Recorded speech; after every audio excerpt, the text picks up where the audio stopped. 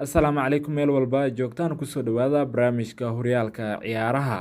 Qodobada barnaamijka aad ku daawan doontaan waxaa ka mid ah Manchester United iyo Tottenham. Dimitri Berbatov oo saadaaliyay kulanka adag ee dhexmari doona labadaasi kooxood. Kooxaha Sacuudi Carabiya oo ka qayb galaya UEFA Champions League. UEFA oo soo saartay liiska 10 xidig ee ugu fiican Yurub xilli ciyaareedkii hore.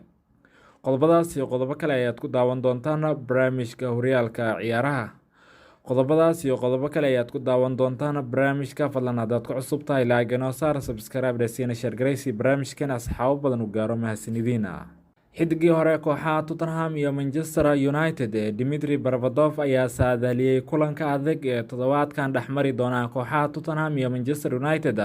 Manchester United iyo Tottenham ayaa ciyaari doona kulan adag oo ka tirsan horyaalka English Premier League, iyadoo labada kooxood doonaysa koox walba inay 3 dhibcood ay qaadato. Tottenham ayaa doonaysa inay gaarto guushii ugu horeysay ee horyaalka English Premier League kadib markii ay barbardhac ku furteen xilli ciyaareedkan. Dhanka kale Manchester United ayaa doonaysa inay gaarto guushii labaad oo xiriir ah horyaalka English Premier League kadib markii ay guul ku bilowdeen xilli ciyaareedkan. Dimitri Berbatov oo si fiican u garanaya labada kooxood maadaama uu soo wada ciyaaray ayaa saadaaliyay kulanka horyaalka English Premier League ee labadan kooxood dhexmari doona. Waxa uu noqon doonaa kulan fiican waan daawan doonaa ayuu yiri. Haddii ay Manchester United u ciyaarto sidii kulankii Wolves waa laga badin doonaa. Tottenham waxay dhalisay 2 gool laakiin waxay u baahan yihiin inay iska adkeeyaan daafaca. Aniga ahaan waxaan saadaalinayaa in kulanka uu ku dhamaado barbardhac 2-2. Kooxaha Sacuudi Carabiya ayaa la filayaa inay ka qayb gali doonaan tartanka UEFA Champions League.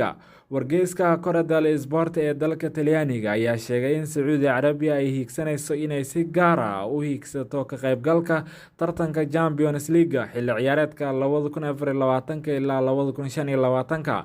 4 kooxood oo ka socda Sacuudi Carabiya ayaa sanad walba ka qayb gala tartanka Champions League ee qaaradda Asia, laakiin haatan waxay doonayaan inay ka qayb galaan tartanka UEFA Champions League.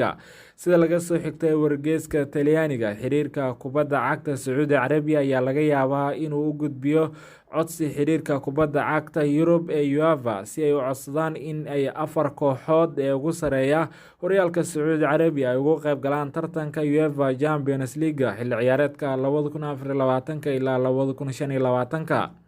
Waxaa la filayaa in tartanka Champions League ee 2024 ilaa 2025 lagu sameeyo isbedel weyn, iyadoo ay ka qayb gali doonaan ilaa 36 kooxood halka ay haatan ay ka qayb galayaan 32 kooxood.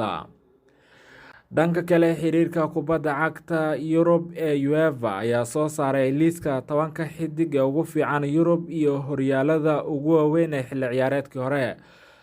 Kooxda Manchester City ayaa la oran karaa waa kooxda ugu fiican ee xilli ciyaareedkii la soo dhaafay marka la eego inay ku guuleysteen 3 koob ee taariikhiga. 3 ciyaaryahan ee ugu sareeya waa Lionel Messi, Kevin De Bruyne iyo Erling Haaland oo u tartamaya xidiga ugu fiican Yurub oo loo dooran doona xidiga ugu fiican sanadkan ee bisha aan ku guda jirna 31-deeda. Vinicius ayaan ku jirin liiska 10 sare sida ku cad liiska ay soo saartay UEFA.